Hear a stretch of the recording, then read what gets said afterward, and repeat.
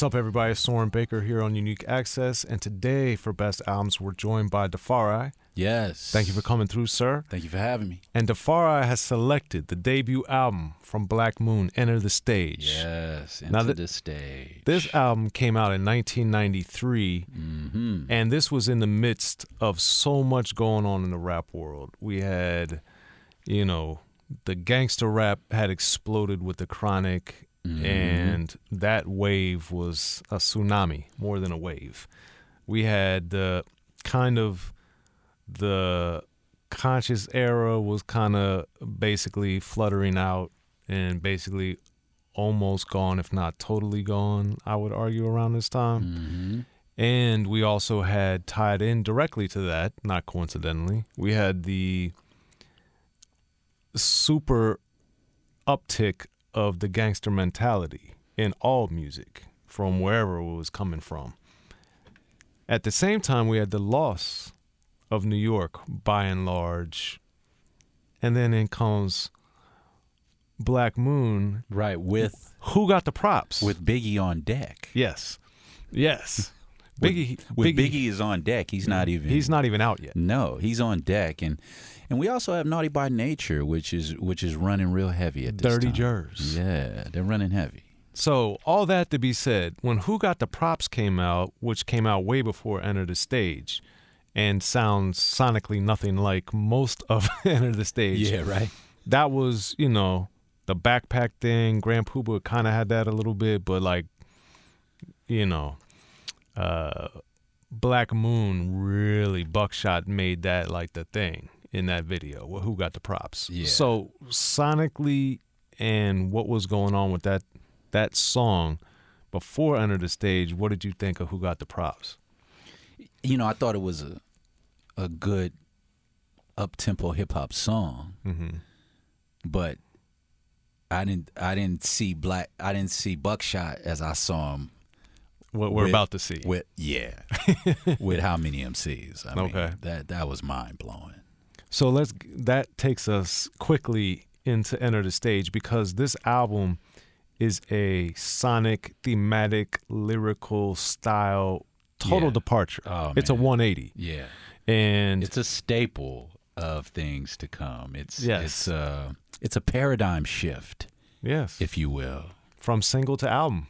And as we've discussed at other times, things used to be single then album, and this is a good example of how quickly things can change. Yeah. So with how many MCs, I remember, first of all, loving the fact that they sampled My Philosophy by Boogie Down Productions, one of my all-time favorite songs, and the fact that it was woven into the song so brilliantly. Yeah. In my opinion. So on the production side, as someone that, makes music, what did you like about the music? Well, it's the Grover. The Grover Washington, hands down, is... But it wasn't just the Grover Washington. I mean, that was a beat that kind of typified what we were going to hear for that summer. Okay. Beats kind of trying to be like that, but it was more so Buckshot. You're talking about an early pioneer of a sing-song style.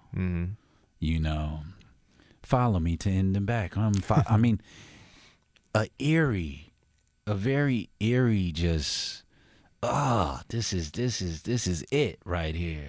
This was so far ahead of his time, and then so right on time. At the same time, Buckshot was it.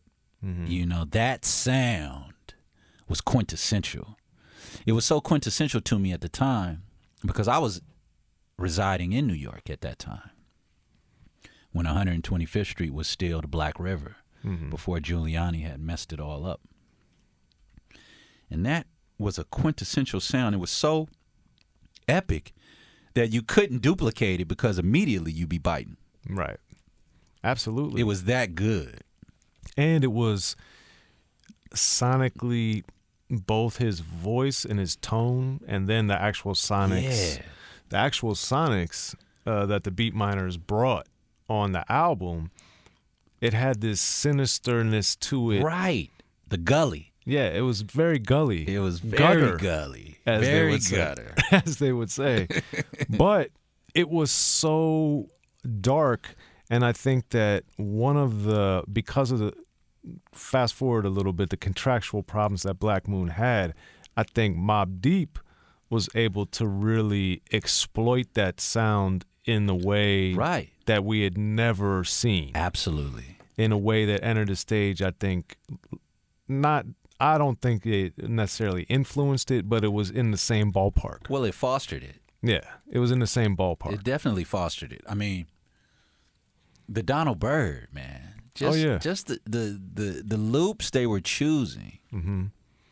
The Barry White, you know, the swing that they had. Yeah, that was the key, Soren. Was the particular swing that they had was perfection. So you know, some records in hip hop are just perfect.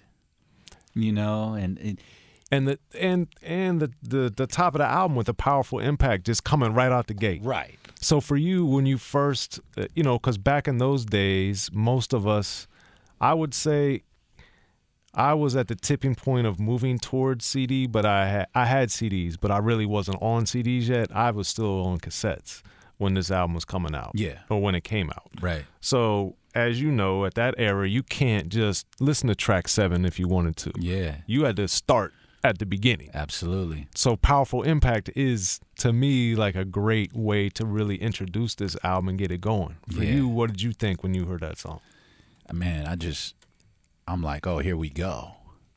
Because I was so hyped off of how many MCs to get the record. And then I heard the second single, you know, was I Got Cha Opin. Mm-hmm. I was just hyped. Okay. To get the record. But I think by then we had already had the record even before the second single was out. Oh, yeah. I want to say. Yeah. And that was a record for the underdogs. Mm-hmm. Because it was independent. People didn't know what Nervous Records was. Thank you. I mean, Nervous was a house label. Right. House music.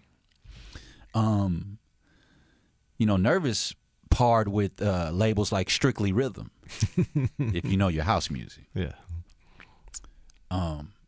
But that was incredible. It was the underdogs. They just coming out of nowhere, and they were smothering everything that was out there, you know, and they were setting a tone for what was to come, you know. Because I think a lot of people also don't appreciate, because of the contractual problems that what later became Duck Down had and Black Moon had, that, you know, the Wu and Black Moon were right there.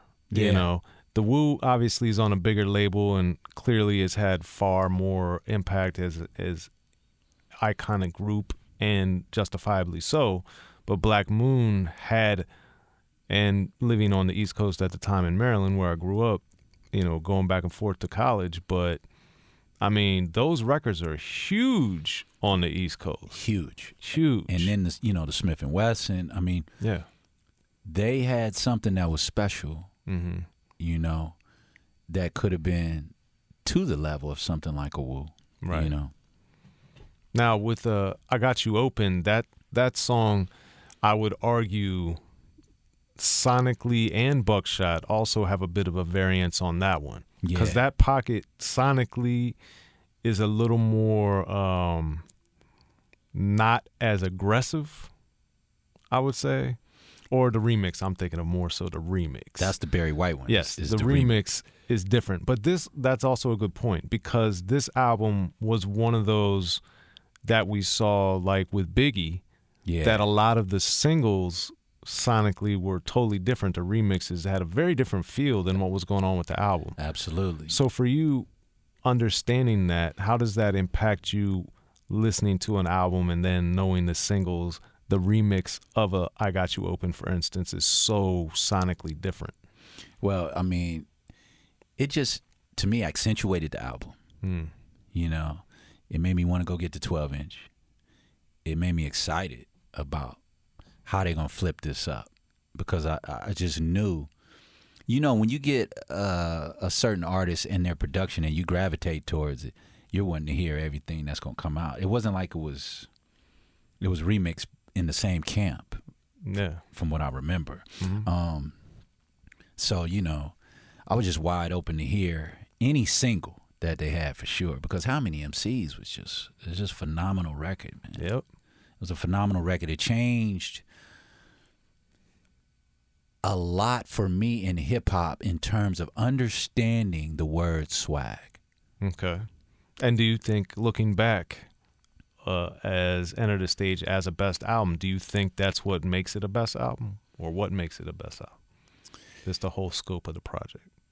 Yeah, just the impact it had on me. The one record, really, you know, versus the whole album. And I would play that album front to back. But that How Many MCs was such a strong record, you know, for where I was at and for my love of hip hop. And I never heard anybody flow like that. Mm-hmm. You know, I mean, you kind of heard it a little bit, that Brooklyn swagger with Special Ed, and I Got It Made. You hear that laid back swagger, but this, like you said, was it was more gutter. Yeah, because Special Ed, and I would argue to a degree, Master Ace, the Crooklyn Dodger collaborator later on down the line. Right. Ace had it too, and we saw Slaughterhouse came out also in this same era, which is a tremendous album. A phenomenal album. I loved Slaughterhouse. Phenomenal Ace album. was on fire on that album. No, Ace is one of the best ever, period. He was on fire on that album. But I think that you had Master Ace, Slaughterhouse, you had Enter the Stage, and then you had Enter the Wu-Tang. Like, right there. Right. Phenomenal. Right. Three totally different kind of things going on. Mm-hmm. You know, but it was Buckshot and the video. How they're up in the projects, and there's nothing with all these huge, back then you talking about huge video budgets and stuff like that, you know. They were the opposite. And this is predating Bling Bling, you know. It was so street. It was really capturing the very breath of the streets of New York, you know what I mean? And like any inner city kid, like you were saying, you guys were in Maryland or wherever, could gravitate towards it, you know, because it was so funky that Grover Washington is out of here. Yeah, the Hydra. And that's why it's the best album, man. Thank you, Defari, for that. Black Moon, Enter the Stage, best albums here on Unique Access. Yes, I'm sir. Soren Baker, Defari in the building. That's right. Pick up that Black Moon, y'all. Yeah, peace.